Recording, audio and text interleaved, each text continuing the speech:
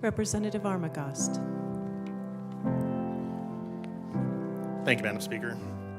I've always and will always admire and respect the life and legacy of the good Reverend Dr. Martin Luther King Jr. Serving in the military myself in 22 years and also in law enforcement, I fought for the freedom of every American and the freedom that Dr. Martin Luther King spoke of. Despite the state of our nation during his life, Dr. King was a patriot that embraced and applied the principles of our nation that united all Americans.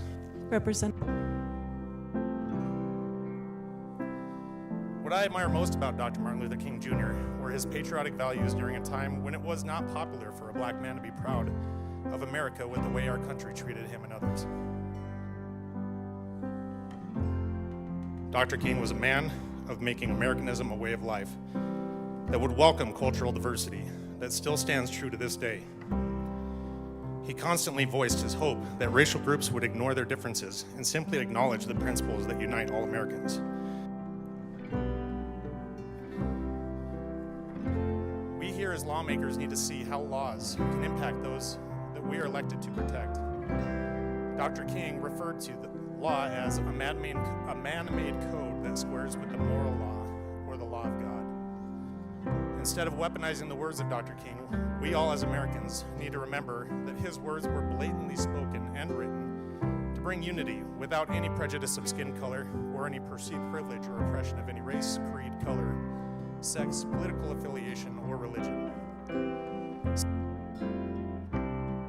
Dr. King used his faith-based ideology to echo the words of our country's founders in his I Have a Dream speech by quoting, and I quote, "Let us not wallow in the valley of despair, I say to you today, my friends. So even though we face the difficulties of today and tomorrow, I still have a dream.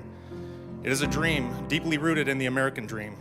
I have a dream that one day this nation will rise up and live out the true meaning of its creed.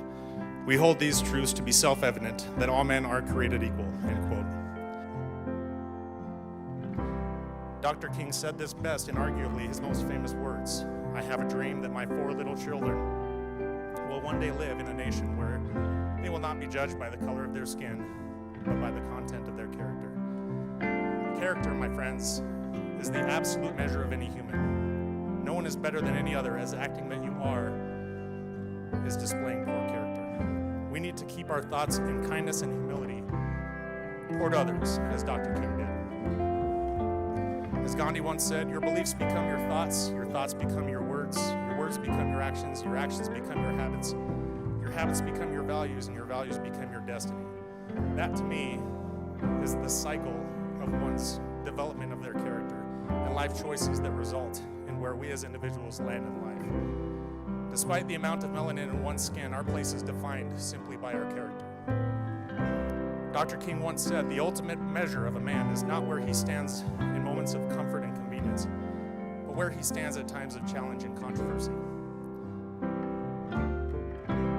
And even in his finishing words, free at last, thank God Almighty, we are free at last." Freedom comes at a cost to every citizen, but especially those of us that control the freedoms of our constituency throughout our state. Dr. King was one that stood for working for your freedom and respect, saying, "Change does not roll in on the wheels of inevitability, but comes through continuous struggle. And so we must straighten our backs and work for our freedom. A man cannot ride you unless your back is bent. We must stand together to stand tall for our constituents with bent backs, no matter their skin color or social status. Everyone has their struggles and fears, that we're all in here elected to listen to them and protect them from us, the government. We have come a long way in those 50-plus years of desegregation from division. We cannot ruin the legacy of Dr. King, but instead guard his legacy with fighting the divisive words and actions of a few. Like President Lincoln, Dr. King believed that the best way to destroy our enemies is to make them your friend. We must hold up the unifying words and actions of Dr. King by living our lives giving love and kindness toward others without judgment. Your friends.